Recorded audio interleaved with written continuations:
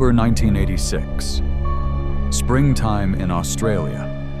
A 16-year-old boy named Norman James Lawson vanished inside Kakadu National Park, a harsh and unforgiving wilderness where stepping just a few hundred meters off course can cause every trace to disappear forever. He was last seen on the morning of October 21st or 22nd, fishing along the South Alligator River, then walking alone down a dirt road toward Bark Hut Inn. And after that, there were no signs, no confirmed sightings, no physical evidence, nothing to follow. Nearly 4 decades have passed, and the silence still hangs heavy. But in September 2025, Northern Territory Police made a rare move, raising the reward to $500,000 Australian dollars for any information, no matter how small the... So the question remains, the one investigators have never been able to close: what really happened to Norman Lawson? Norman James Lawson, 16 years old, was an Indigenous Australian teenager, his father belonging to the Iman people. He grew up within a nomadic way of life across the Northern Territory, where constant movement, camping, and surviving in the bush were familiar realities from early childhood. For Norman, the wilderness was not something to fear. It was part of everyday life, a landscape he understood, its rules, its trails, its unspoken patterns.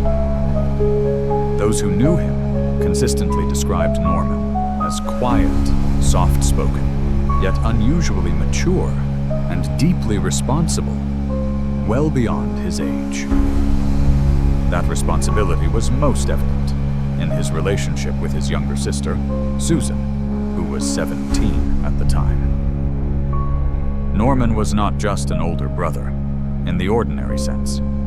He functioned as a protector, constantly watching over her in a nomadic life marked by uncertainty and instability. He was often the one who stayed behind to make sure everything was settled, serving as Susan's emotional anchor rather than a teenager driven by adventure. Because of this bond, the family believes Norman was not the type to walk away without leaving a message, and especially not to abandon his sister in fear and unanswered worryism.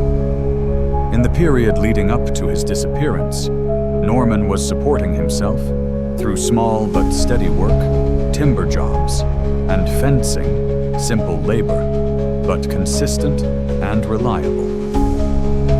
He had a clear plan for the future, to learn a stable trade, to help support his family.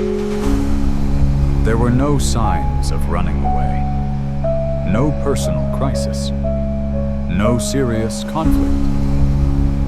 So when Norman failed to return from that camping trip, the question was never just, where did he go? It was, how could someone who always placed family first, especially his sister, disappear completely without leaving a single clear trace? The last confirmed sighting of Norman James Lawson occurred on the morning of October 21st or October 22nd, 1986, springtime in Australia. At that time, he was inside Kakadu National Park, one of the largest and most isolated national parks in the country. The specific location was along Old Jim Road, near the South Alligator River crossing, a remote area accessible only by 4-wheel drive vehicles, surrounded by dense tropical bush, rugged terrain, and inherent environmental danger. Norman was camping in the area with 4 adults, 2 males, and 2 females, associates, not family and not close friends. That morning, Norman was observed fishing along the river, a routine activity with no reported signs of distress panic or abnormal behavior. At the time, he was wearing a blue t-shirt, dark-colored shorts, and no shoes. Shortly afterward, Norman left the campsite and began walking alone along the dirt road toward Bark Hut Inn, the only established stop along that route. If he intended to return to a populated area, he would have had to pass through Bark Hut Inn. But he never arrived. The distance from the campsite to Bark Hut Inn was only a few kilometers, a walk Norman could reasonably complete within 1 to 2 hours under normal conditions. So the question remains, how does a teenager experienced in bush travel disappear completely along such a short and familiar route? When investigators returned to the campsite, they did not find a chaotic scene or signs of disturbance. Instead, everything remained intact, as if Norman had only stepped away for a brief moment. The small caliber .22 rifle was still there. The swag, the bedding used to sleep overnight in the bush, was still laid out. His shoes and other personal belongings were still in their original positions. There were no indications that Norman had packed his gear. For a teenager raised in rugged wilderness conditions like Norman, leaving these items behind would not have been accidental or careless. The .22 rifle was not just a hunting tool, it was his primary means of self-defense and survival. The swag and his shoes were the most basic necessities for surviving even a single night in the bush. The fact that all of these items remained at the campsite raises a decisive investigative question, one that cuts to the core of the case. If Norman left voluntarily, if he intended to travel any distance or disappear into the wilderness, why would he leave behind the very items most essential to staying alive? Norman did not enter the area alone. He was camping with 4 adults, 2 males, 2 females, described in case files as associates, people he knew, including one individual who had previously worked with Norman on timber and fencing jobs. The group told police that an argument had occurred before Norman left the campsite. According to their statements, it was not a major confrontation, but everyday tension arising from camp life. One person told investigators, "Norman just needed time to cool off. We believed he would come back." Another stated, "Norman ran down the dirt road without taking much with him." He had done that before. When asked why police were not contacted immediately after Norman failed to return, the group said they believed his departure was temporary. One person said, "We didn't think it was serious." Another statement added, "Norman knew the bush and could take care of himself." In a wilderness environment, a missing teenager constitutes an immediate emergency. The fact that no report was made for nearly 1 week remains one of the most troubling details of the entire case. When these accounts were later compared, police identified inconsistencies, including the exact timing of the argument, how Norman left the campsite, and how long the group waited before deciding to leave. These discrepancies are not sufficient to determine what happened afterward. But in a remote area like Kakadu, with only a single dirt road and very limited human traffic, these seemingly minor explanations become the focal point of the investigative file.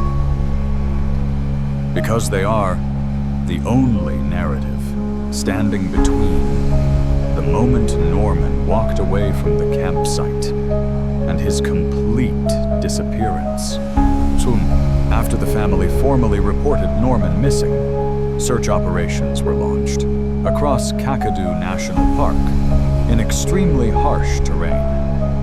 Helicopters conducted aerial sweeps, while ground teams tracked along Old Jim Road, the South Alligator River corridor, and nearby bush trails. The search continued for approximately 5 days, but the outcome was almost nothing. No discarded items, no signs of survival, no evidence that Norman had attempted to return. This pattern aligns with many other wilderness disappearances, where a person vanishes abruptly along a familiar route without leaving a traceable trail. In tropical environments like Kakadu, footprints and survival indicators can persist for no more than 24 to 48 hours before being erased by rain, wind, wildlife, and unforgiving terrain. That reality is why many search and rescue experts refer to the first 48 hours as the golden window in missing person investigations. In 1990, the coroner concluded that Norman likely died around October 21st, 1986, possibly due to a crocodile encounter based on the river environment. However, this determination was made without physical evidence and was explicitly recorded as non-conclusive. When no body is recovered, environmental explanations are often advanced as the most plausible theory, but they rarely provide real answers for families. On paper, a case can be closed with the word possible. In reality, the question, what actually happened, remains unanswered. Norman is not an exception. He belongs to a category of disappearances classified as possible rather than confirmed. The family, particularly his sister Susan, has long believed that the initial investigation lacked urgency. They have questioned whether Norman's indigenous background led authorities to view the case as just another missing person. In Northern Territory, many indigenous families have voiced similar concerns over the years. This reflects their perspective, not an official finding. When compared to cases that received rapid, intensive response, an unavoidable question emerges.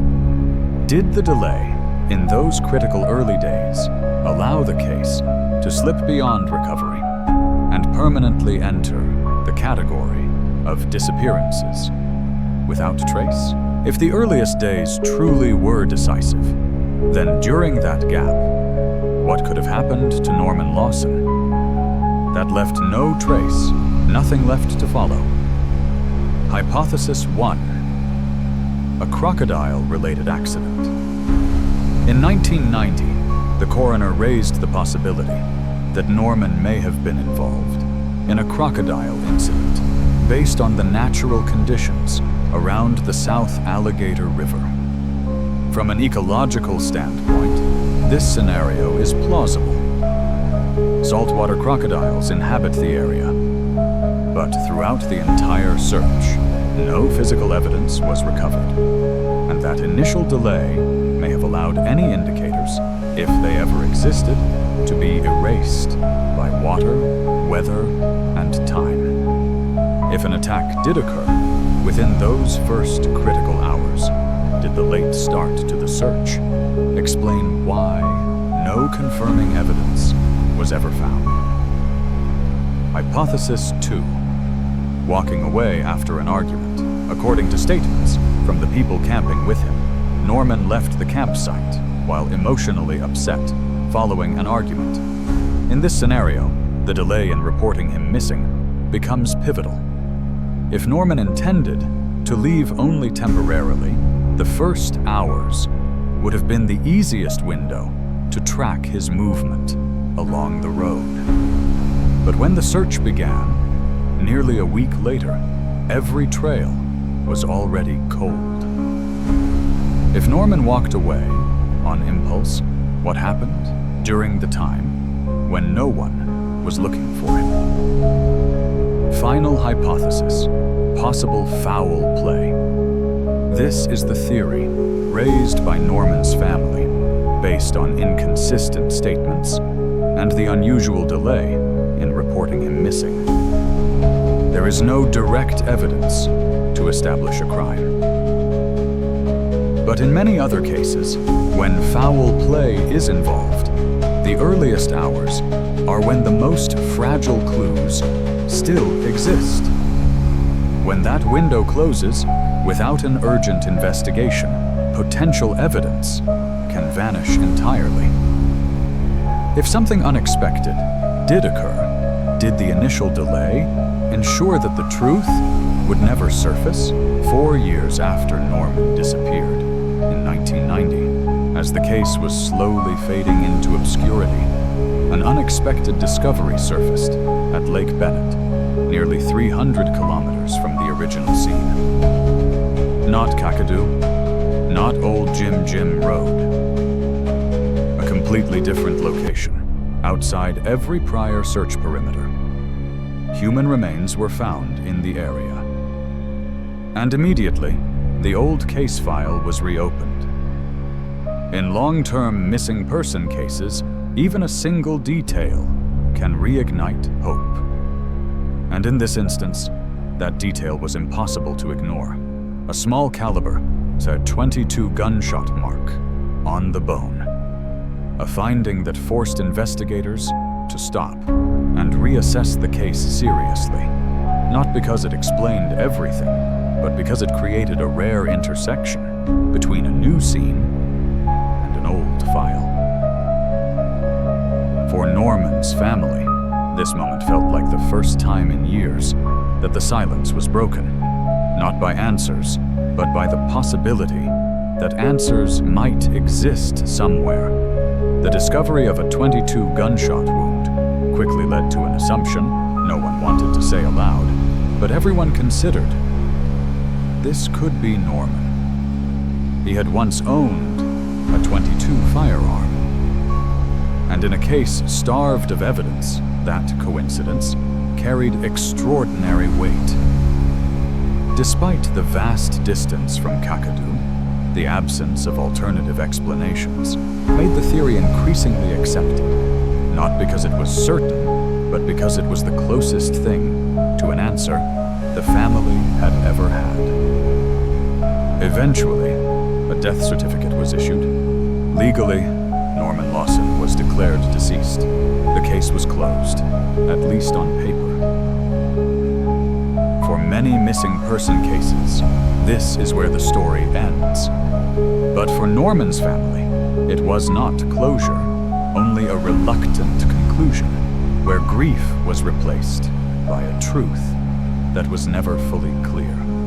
Decades passed, forensic technology advanced, and old cases were revisited under new scrutiny. In 2023, the remains from Lake Bennett were subjected to modern forensic testing. The result came back, cold and definitive.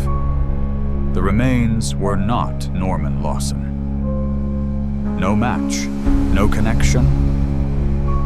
A brief conclusion, but one powerful enough to erase everything that had once been believed. In that moment, the case didn't just reset to the beginning, it left behind a deeper void than before.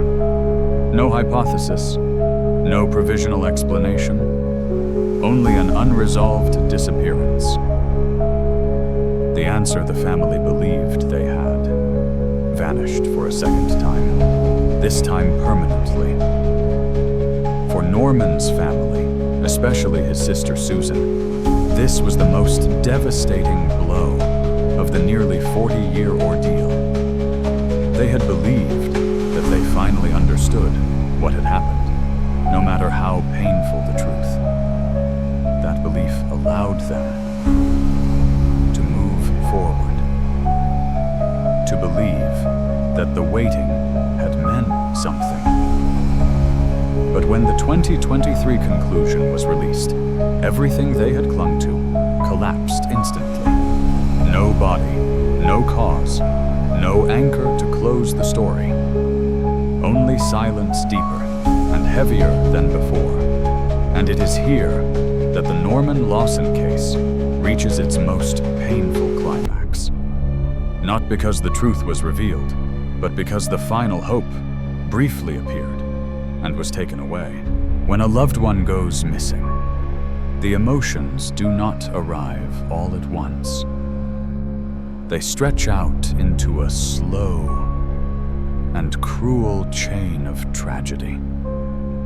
For Norman Lawson's family, it began with shock, the stunned realization that an ordinary morning had become the last time they would ever see him.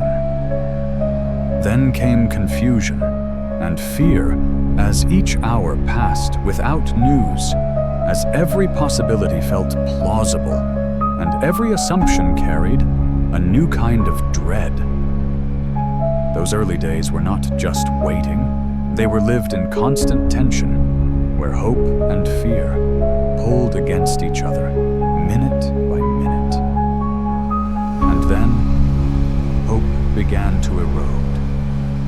When the searches ended without results, the emotion shifted to profound pain and despair. The family came to understand something brutal, that finding no trace at all can be more cruel than receiving a clear answer. There was no bad news to accept, but there was also no good news to hold on to. In that in-between space, emptiness emerged, a form of loss without shape, without a name, that seeped into daily life, into meals, into conversations. Over time, the pain did not disappear. It transformed into quiet guilt, into unanswered questions. What was missed? What moment should have been handled differently? Did the delay in those first days decide everything? For Norman's family, especially his sister Susan, that guilt did not come from a single mistake, but from not knowing what happened at all. When there is no answer, there is no way to forgive yourself. And in the end, what lasts the longest is not shock or despair, but an aching absence and a sustained sense of helplessness. Norman is no longer present in the family's life, yet he has never truly left. He exists as a fixed void, always there at every gathering, every milestone, every moment he should have been part of. Nearly 40 years later, the Lawson family lives with a reality, without their loved one, and without an explanation for his absence. And that unresolved state, neither ending nor closure, is the greatest consequence a missing person case leaves behind for those who remain. September 17th, 2020. Nearly 40 years after Norman Lawson vanished, Northern Territory Police made a rare move, raising the reward to 500,000 Australian dollars for information related to the case. This was no longer a procedural step. It was a clear statement that the case is not closed. The money was not offered to locate new physical evidence because after decades, the likelihood of finding fresh traces in the bush is extremely low. It was offered to buy something else, information. Police called on anyone with any detail at all, no matter how small, to come forward. A faded memory, a forgotten conversation, a moment once dismissed. In long-term missing person cases, these seemingly meaningless fragments are sometimes the only pieces still left behind. The appeal revealed a shift in investigative focus. No longer searching the forest, but searching human memory. And from there, a conclusion emerges. One that chills many. Someone knows something, but has never spoken. This is not an accusation. It is a logical conclusion, drawn from the nature of the case itself. Norman did not disappear from an empty place. He vanished in in the presence of others. There were companions, statements, unreported early hours, contradictions never fully resolved. When enough time passes without answers, the remaining possibility is not to set the absence of information, but information that was never shared. The most disturbing part is not suspicion, it is silence. Silence born of fear, of guilt, of misplaced loyalty, or of convincing oneself that it's been too long. The $500,000 reward, in the end, is not just money. It is a final message from investigators to those who remain silent. Time does not erase the truth. And even after nearly 40 years, it is not too late to speak about what has been buried. Nearly 4 decades later, the disappearance of Norman Lawson remains, full of theories, yet missing the one thing that matters most: certainty. The first question still stands. At the very starting point of any missing person investigation, who was the last person to truly see Norman? And what exactly happened in that moment? Not second-hand accounts, not later speculation, but the final moment when Norman was physically present in front of another human being. If that moment had been clearly established, it could have altered the entire direction of the case. Then there are the belongings left behind. The .22 rifle, the shoes, the swag. Personal items all still in place, as if Norman had stepped away, only briefly. But the bush is not a place where someone abandons essential survival gear, if they intend to go far. So was leaving those items behind a deliberate decision? Or a sign that Norman never planned to be gone for long at all? Another question remains unresolved. Why wasn't the disappearance reported immediately? In wilderness cases, every early hour is critical to survival. A delay of nearly a week is not a procedural detail. It is an investigative void where tracks fade, evidence disappears, and opportunities are lost forever. And then, the most haunting question of all. What actually happened on the short dirt road leading to Bark Hut Inn? A stretch of road that seems harmless, familiar, routine. Yet it became the boundary between last seen and never seen again. No witnesses, no confirmed clues, only silence, stretching across decades. The answer may lie somewhere in the forest, or it may exist inside the memory of someone who has chosen silence for far too long. Until these questions are answered, the case of Norman Lawson is not truly over. Not because time has run out, but because the truth has yet to be spoken. Norman did not disappear to become a legend. Norman vanished in silence. A silence that has stretched for nearly 40 years, surrounding his family and leaving behind a void that has never been filled. And until that silence is broken, until someone speaks what they know, this case cannot truly be closed. Not on paper, but in the pain of those who were left behind. If you have a theory, if there is a detail in this story that continues to trouble you, leave your thoughts below. Sometimes sharing questions is one way to keep the truth from being buried. And if you want to help bring attention to this case, please share this video. Because in long-term disappearances, information is often the only thing capable of creating change. If you have any information, no matter how small, related to the disappearance of Norman Lawson, please contact Northern Territory Police directly. You can call their cold case hotline or submit information through the official website, VIFF Entit Gusva AU. All tips are confidential and may be eligible for a reward of up to 500,000 Australian dollars. Subscribe to the channel